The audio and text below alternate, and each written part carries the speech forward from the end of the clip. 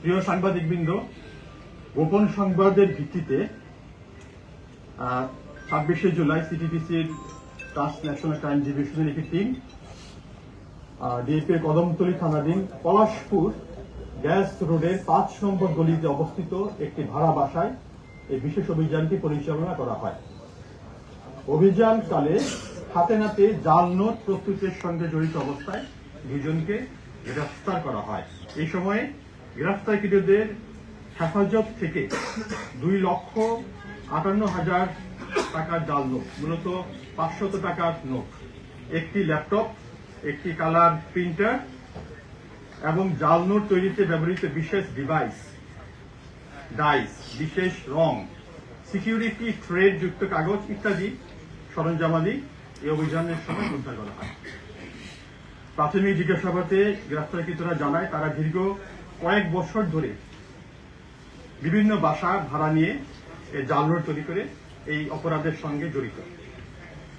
উৎপাদিত এই জাল নোট তারা নিজেরা এবং তাদের সহযোগীদের মাধ্যমে ঢাকা, কুমিল্লা সহ দেশের বিভিন্ন জেলা, জনবহুল হাট বাজার, শপিং মল ইত্যাদি মার্কেট প্লেসে সরবরাহ করে সাধারণ মানুষের সঙ্গে প্রতারণা করত।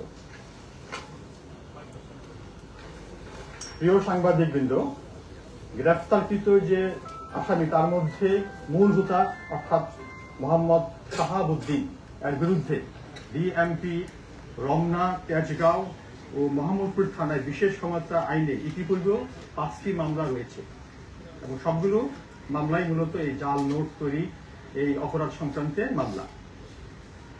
বর্তমানে গ্রেফতারকৃতদের বিরুদ্ধে কদমতলী থানায় বিশেষ ক্ষমতা আইনে মামলা রুজু প্রক্রিয়াধীন রয়েছে এবং একই সঙ্গে আমরা জাল নোট প্রস্তুতকারী চক্রের সঙ্গে জড়িত অন্যান্য সদস্যদের শনাক্ত ও গ্রেফতারের জন্য অভিযান তদন্ত অব্যাহত আছে। সবাইকে ধন্যবাদ।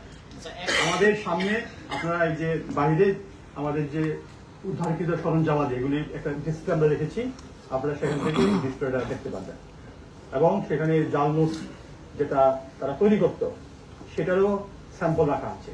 অন্যান্য যে ল্যাপটপ, রং, যে সমস্ত ডিভাইস ব্যবহার করা হতো সেগুলো সেখানে আমরা ডিসপ্লেতে রেখেছি, আপনারা সেগুলো দেখতে পাবেন। 24-এর গণ অভ্যুত্থানের পরে জাল টাকার যে চক্র রয়েছে তারা আরো সক্রিয় হয়েছে এবং দীর্ঘদিন ধরে ডিবির অভিযানও খুব একটা নিষ্ক্রিয় একটা ভাব দেখা যাচ্ছে।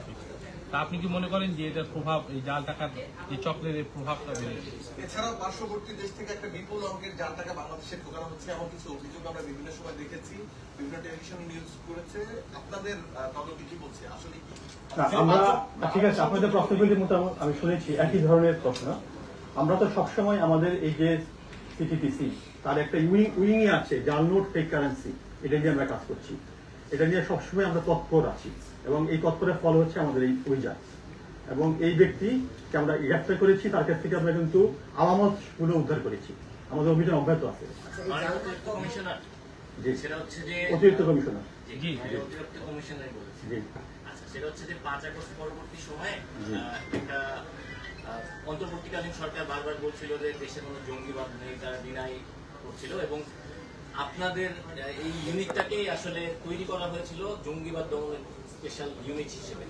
আমরা দেখেছি যে কেরানীগঞ্জ সহ বেশ কিছু জায়গায় বোমা বিস্ফোরণ হয়েছে এবং সবশেষ মতিঝিলে যে ছাতা বোমাটা পাওয়া গেছে।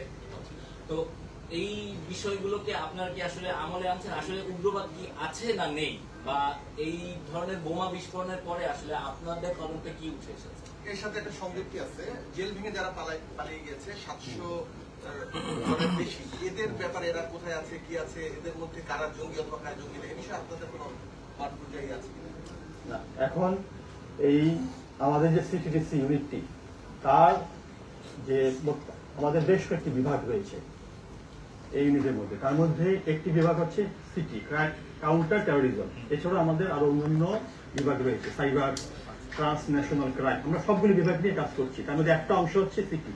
তো আমরা সবসময় আমরা অনলাইন, সামাজিক যোগাযোগ মাধ্যম, আমাদের যে ডাটাবেস এর মাধ্যমে কিন্তু আমরা মনিটরিং অব্যাহত রেখেছি এবং আমরা কিন্তু এই যখনই আমরা কোনো সংবাদ পাই আমরা সঙ্গে সঙ্গে অভিযান পরিচালনা করি এবং আমরা এগুলি আইনের আশ্রয় আনার যেন সর্বোচ্চ তবে চেষ্টা করছি। উগ্রবাদ কি মাথা চারা দিচ্ছে কি? না, এই বিষয়ে আমরা এখনই বলার কোনো সুযোগ নেই, তবে আমরা বলবো যে